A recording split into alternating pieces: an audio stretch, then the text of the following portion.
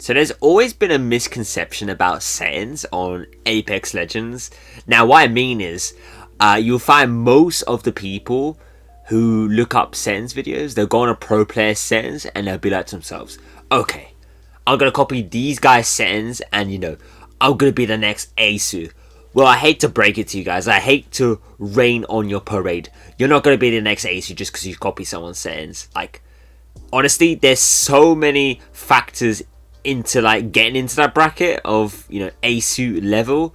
I'll be here all day. I don't want to get you guys bored by going into that. And secondly, it takes time to learn about the settings. Like, honestly, it took me 2 to 3 months to actually adjust to these settings. So take it with a pinch of salt, guys. It will take a while to obviously get used to these settings, and yeah, let me know if these settings actually do help you out in game.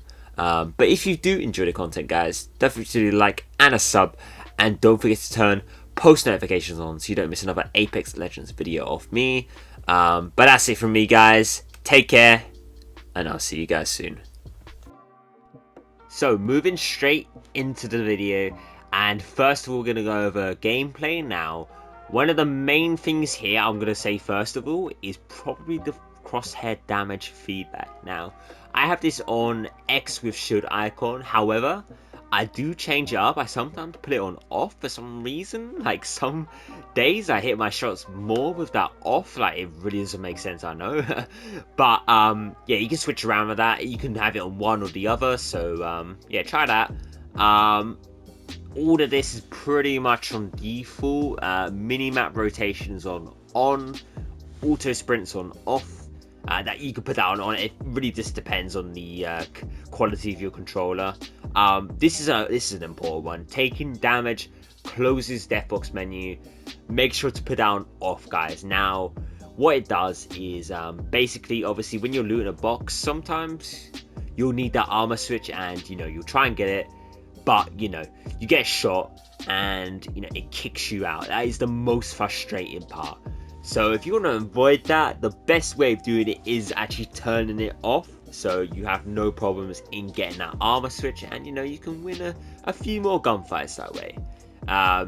And that is pretty much it. No, performance display, I have that on. Now, this is actually very integral to have, because if you have very dodgy internet, or you're a streamer, you'll be known if you're dropping frames, or just you have bad internet. That's a good way of obviously checking like if it's you or not. So yeah, make sure to put down on. And the final thing here is colorblind mode. Now, this is completely optional, this one. You can turn this on off. You can turn it between this one. I don't even know how to say it, but I have it on Tritonopia. I think that's how you say it. I think that's how you say it. Don't quote me. Don't quote me, guys. But basically, it makes the colors different, and for some reason, I actually, it improves my aim a little. Like, the reticle changes to red to yellow, and just other stuff like that. It does make a little bit of a difference, like, if you ask me. But yeah, like I said, that's completely optional.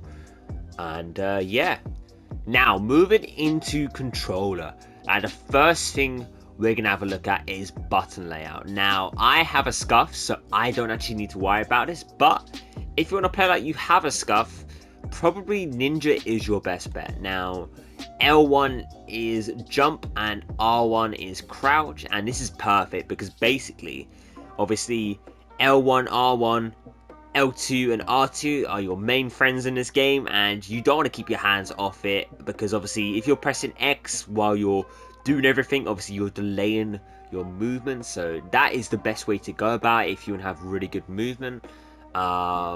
Anything else? Yes, crouch button I have on toggle. You can mess around with that. You can have that on hold if you really want, but I keep it on toggle. I think it's just a lot more easier to control. L2 and R2 button dead zones, that's on none. Menu cursor speed I have almost at halfway. You can mess around with that as well. You can have it low or you can have it higher.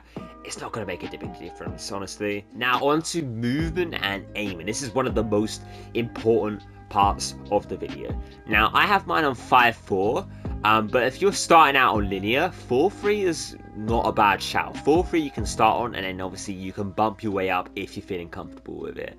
It's defo worth a go. Polar optic settings are all on 4.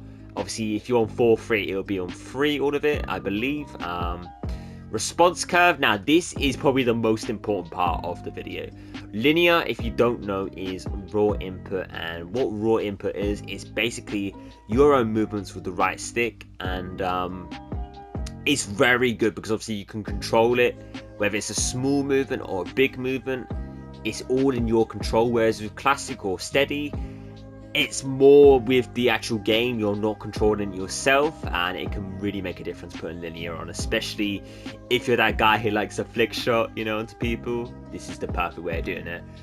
Look dead zone is on small, movement dead zone is on small, inverted look, we don't even talk about that, that is on off. Vibration, who has vibration on, let's be honest. And AOC, nothing is touched there. Video, brightness is on default. You can mess around with that, but I just don't really want to mess with brightness, especially because I have a monitor now which has a brightness setting on. You can mess around with that though, guys. And field of view, now this is quite important. If you have a monitor, try and go for 110. 110 is probably the best field of view to go for. If you're on a monitor, TV you can mess around, but you can go to 100 because obviously TVs are much bigger, and obviously it's a lot more zoomed in on the TV. So 100 is perfect for someone who has a TV, or you can maybe try 90, but 90 might be a little bit too low. Give that a try, guys. Sprint view shake, that is on minimal, and that is it for video. And now finally, moving on to audio. Master volume is on 100. As you can see, it's all on 0. I had to mess around with this to obviously record my videos, so it is on 100 for me. Sound effects volume, I believe, is on 90% for me. Dialogue is on 70%. Music volume is on 70.